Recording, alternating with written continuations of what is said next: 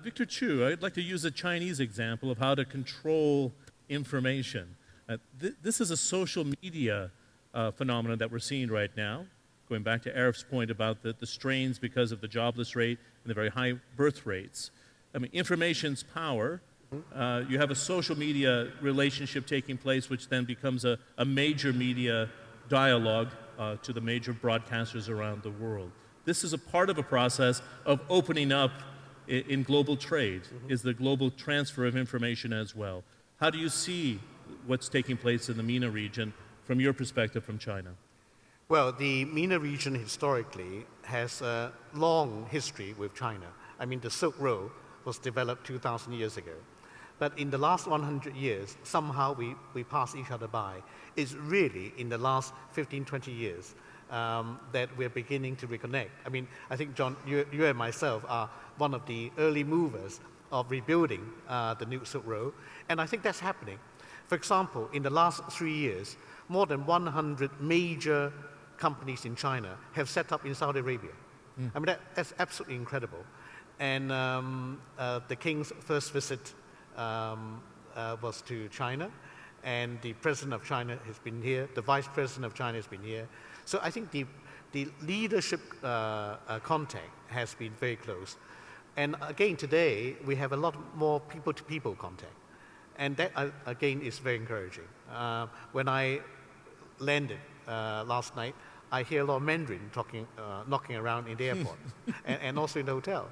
So I think the liquidity of China and the liquidity in the Middle East can also contribute to the region and also to a third country. So I think obviously bilateral relations is important, but together these two countries and two regions have enormous liquidity in the context of a growing scarcity of capital worldwide. So I can see a lot more strategic and business relationship being established in the next few years. Okay. I'm going to open this to the panel, but I'm going to ask Mr. Eigner to answer first. There was a fairly blunt discussion in the last week at the Arab League Summit about the links between the jobless rate, the rising cost of food, and the need to get capital from the Gulf into North Africa. Now, we've seen this wealth transfer take place. Do we need to accelerate cooperation within the Arab world to avoid the spillover effects of the rising cost of food and a restless population of youth who don't have job opportunities? I think, John, it's fair to say that this discussion and debate and these points have been prevalent for 50 years. It's nothing new. This region has one of the lowest intertrade between countries in the world and continues to be. It has been and continues to be. And I think the key thing is how you get labor and capital to migrate freely between them. You've got, like you mentioned, North Africa with very big populations, a lot of them well-educated populations. In other parts, there is huge amounts of capital which need a labor force. So where are the barriers? Why isn't there a more interchange and freedom of labor and capital between them? And I think this is a key constituent part. And at times, investment, it isn't fair to say, why don't you invest in the region? Why do you invest in other places? If the prevalent conditions in the regions aren't right as they may be in other places. So it's not a matter of putting capital into an endless well. The key is all these countries have to look at themselves and look, do they provide the right environment for inward investment? So you shouldn't say that one Arab country should invest in another even if the conditions aren't right. It should be the conditions are right for everyone to invest in this country, and we will make it easier for the region to be able to have free flow of capital, labor, and trade.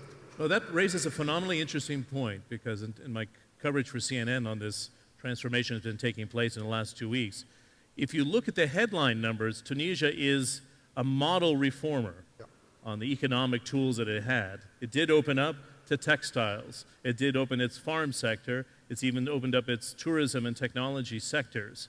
But it didn't trickle down. And is that the challenge that we're talking about here? That if you follow the economic models of the IMF and World Bank and open up your economy, it can't stay at the top of society with the president, but it has to trickle down faster? John Fraser? Well, it's very hard to argue with what you said. It's not a very popular view at the moment, but the message of globalisation is what you talked about. It's a simple one. It's that everybody has the potential to benefit from freer trade, freer investment, and it doesn't guarantee, though, that those benefits will trickle down immediately. And there are countless examples around the world where they don't trickle down quickly enough. But there are also many, many examples that when people do the right thing, with freer trade, freer investment and policies, getting inflation under control, that ultimately that provides the best protection for those who are waiting for the benefits to trickle down. And I'll just come back to what you said earlier about inflation. I am totally of the view that keeping inflation under control is the best protection for those at the lower end of the economic scale. Inflation harms those who are the most defenceless. And so I think the target must be to accelerate the trickle down, but equally it's not going to remove the fact that there will be a hard road when you do the reform process, whether it's a developed country or a less developed country. But you're right, that's the challenge for all of us, to make it trickle down quicker. Good. Arif, Egypt, the largest population in the Middle East, 80 million. They've been reforming for better than 5 years. We've seen per capita income come up, foreign direct investment come up. Do you feel it can remain a stable market for foreign direct investment, or is it going to depend on the transition in the autumn of 2011 on who's going to be the next president? I think Egypt is undergoing this issue internally and externally, where people are more worried about the transition and succession than they are about the fundamental issues that affect the economy. I've been investing into Egypt over the last 5 or 6 years, and we're talking about billions of dollars that have not only been protected, but inherently have grown dramatically. Egypt is a very stable location for foreign direct investment. Jobs are being created. It has a reform-oriented government, and they are focused on bringing business in on a level playing field with local business people. Having said that, Egypt's problems are also quite different. Egypt has gone from a country that was the breadbasket of the region into one that has systemic issues in agriculture. Decades of a process of socialism in the 50s and 60s has left its agricultural sector suffering. Industry has not yet found its exact niche. Employment is an issue in Egypt. But at least I see in Egypt a government that is willing to engage with the private sector and work forward. Now, Egypt is not alone in this region. I think the more we have governments in this region that focus on the business of governance and not on the business of management. We still have a legacy in this region of governments running large corporations because they're providing employment. I think the world itself is at a watershed. We talk about seismic changes, we talk about power moving from east to west, we talk about reform and so on. In the West, I think the reform in our part of the world involves and should involve a growing focus on privatization, governments having a greater focus on education, and I completely agree with what Ulf said about innovation being the spur of growth. We have a total of 385 universities across the Arab world. Japan alone has more universities than that. We have the total number of patents registered from the Arab world are less than, in a year, are less than the number of patents registered in a day in the New York Patent Office. We need to focus innovation. We need to start evolving our thinking and our education processes towards the needs of the region. And I think the private sector and business and SMEs and the larger private corporations will take up the slack and provide the growth momentum that is necessary. Good. Helmut, I'd like to get your thoughts on how you see, as a capital investor, how do you see the Middle East today in the global context of different opportunities that are out there? We started our roundtable looking at the very high levels of capital, nearly $1 trillion last year going into emerging markets. How do you see this region in comparison to ASEAN, comparison to China, to India, as a magnet for FDI in the future? Well, what we're seeing today is certainly a lot less money flowing into the Middle East and North Africa than into the other big areas of development. I think the reason why MENA is not up there with the other countries of the BRIC group, Brazil, Russia, India, China, because it is extremely heterogeneous, as you have mentioned and has been said before. This is not a homogeneous marketplace. It is, the greatest similarity is maybe language, but even that between the Levant and Maghreb and the Gulf, Arabic changes, and it's difficult to understand each other. It is highly heterogeneous at a political level, at an economic development level. You have large countries that are relatively poor with low per capita income. You have extremely small countries that are very affluent. Sort of doing business in a consistent way across this highly diverse region is very difficult, and therefore investors from the outside shun it a little bit, because it's not like the US, it's not like Russia, and it's not like China. All these countries have their own issues. But going into the Middle East means you have to familiarize yourself with each and every economy and each and every political environment and regulatory environment you do business in. We, for example, invest in healthcare in the Middle East, and we have this problem, and we are made aware of it every day. But it's exactly the same in Europe. The fact that the European Union exists, and we've taken numerous steps towards a common market, is helping it a lot. It is helping trade, it's helping the free flow of capital between countries. It is helping the development of the SMEs, which are the backbone of every economy I've ever worked in. Germany, I think 80% of the workforce in Germany are working in SMEs. So we're looking at this phenomenon in the whole world. So the question really is, how big is a country? If you go into a region, how difficult it is to do business, how differentiated it is, and that limits foreign direct investment, I believe, in the Middle East and North Africa as a region, because of the lack of homogeneity. Arif, you wanted to follow up? Well, in a sense I agree, and in a sense I disagree. I mean, the way I look at it is that we may not have the volume of foreign direct investment that is coming in to the Middle East region as you're experiencing, for example, in China or India. But at the same time, we saw a report from Goldman Sachs yesterday saying this wall of money that's going in is likely to create inflation in those markets, and in turn is likely to create more risk. What we have in this part of the world is we do have, let's call a spade, we do have a lot of liquidity with governments. Oil is at $100. And the interesting thing is governments are spending into the infrastructure.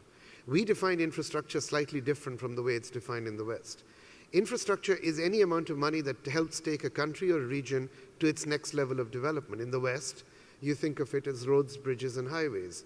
Here we include education and healthcare and logistics as being what is necessary to take us to the next stage. Money is being spent. Money is being spent by governments, and money is being spent by the private sector. Just my business alone has invested over $7 billion just into this region and done so extremely profitably. We're not alone in that. Many companies are doing that. So I feel the important thing to note is that there is money being spent. The real determinant of inter-Arab flow, which will keep us quite constant until the hot money starts flooding in. And you have to also remember the hot money was responsible to some extent for the crises that we in the region experienced in 2008. Because as rapidly as it came in, so rapidly was it sucked out. And these are small capital markets, and they in turn collapsed. But the inter-Arab flow is going to be driven by the sovereign wealth funds of the Gulf. And I think there is a growing realization that investing closer to home, investing into infrastructure assets of your neighbors are going to be a beneficial impact to the GCC economies themselves. And I think that's a very innovative part of thinking that is only just beginning to come out. So Good. I think we're in a pretty cool state, actually. We had some hands go up here to follow up. Ulf, did you want to add to what Mr. Naqvi was talking about? Yes, capital will always go where the opportunity is the greatest. And it flows fairly easy, and it's like raw material. I think this region, as many other regions, as they seek to industrialize countries and regions, needs to think about how do we build something for this region And how do you have engineering skills and capability that can build a product and solutions that fits this region? And by creating that, a culture and the muscle memory of creating an industrial ability. And through the industrial ability, capital is needed. I think the companies like us is to transfer knowledge and IP to a region like this or Africa, appropriate for what it's needed here, and adjust it to what the region here looks for. Such a region can build that muscle memory of growth and innovation, and therefore build things that is suited here. That creates a market, and capital will be there. And I think therefore education, as our colleague talks about, our ability to educate engineers that build and create something, that means people buying, with a market of 350 million people in this region, tremendous market. But it needs to be there, something that is attractive for those 350 million people. And the point is, capital will come, and capital is there. Good. I wanted to follow up here. I remember late 2006, early 2007, the big kids on the block were the sovereign wealth funds from the Middle East, throwing their weight around and throwing their capital around. Is it a challenge for the private capital coming into this market to feel that they're competing with Big Brother, the funds, the energy funds that have been developed here over the last 20 to 25 years? So Saib Eigner, are the sovereign funds learning the lesson? They don't want to crowd out the private capital that can help foster company creation and job creation in the future? I think they're two very different, totally different type of investors, investor psyches. I mean, RF represents one industry that looks at things totally different than a sovereign wealth fund looks at it. I'm not saying one is more professional or less, one is more opportunistic, and that comes to a point I wanted to make, that there is a lot of liquidity for short-term investments. There isn't a lot of liquidity for medium to long-term investments. And I think this disparity needs to change, and there needs to be a shift, and comes back to why would they want to invest in the medium to long term if they don't believe that there is enough governance, institution building, confidence, political stability. And you need to move it from purely short term is fine, to a more longer term scheme of investments. When you speak of long term, are we talking about infrastructure investments, the roadways, the trains, long-term building blocks for the economy? If you want to involve the private sector in long-term investments, and if you want to involve people investing in stock markets, in infrastructure projects that are listed, you do need a degree of confidence to provide a sustainable investment platform. It's very different when you're investing short-term, 3 to 5 year, than 5 to 10 or 10 to 15 or longer. And I wanted to come back to a point that was raised earlier on the region. And I agree that every country is different, but there are blocks. And in this part of the world, the interesting thing, the Gulf region, of which Saudi, where we are, is the biggest by far, have accelerated the rate of development much more. That's not what we normally think of, but they have been much faster developers in relative terms than other parts of the region, which is not what one immediately would think of when one thinks of the Gulf region. But what they've done in a relatively short period of time has been tremendous compared to other countries which are much longer established as investment places. And I think they have, to an extent, pushed some others to reform by wanting to invest in their countries. So they've set the terms on which we are willing to invest in Tunisia or Morocco or Egypt or in other places. And I think the internet has been an important pushing constituent part that there will be more information more freely available. So what you're saying is this is more of a capital marketplace. So it's not the monarchies or the rulers that we have in various countries in the market trying to protect, but they're actually opening up to international capital markets and saying the rules that I establish in my market is what's going to attract the private investment. That's a distinct change over the last 5 years. Yeah, and Saudi has its own case of legitimacy in its government and its leadership, where, for example, as we said on CNN, and I didn't say it, Jeremy Greenstock last week said, in North Africa, there is less of a case of that sustainability of regimes and heirs, and it's a totally different structure. And you can't say what's happened in Tunisia is going to happen in the Gulf, because it is a totally different way of leadership and structure. And the president in Tunisia, when he came to power 23 years ago and took over from Bourguiba, he came on the basis of being in power for 2 years. And it's been a very long 2 years. And I think, you know, there are different issues. Here, the House of Al Saud have a legitimacy. It's a very different way of looking. You can't say that they're all painted with the same brush. They're very different, even though they're in the same region. Good. John Fraser.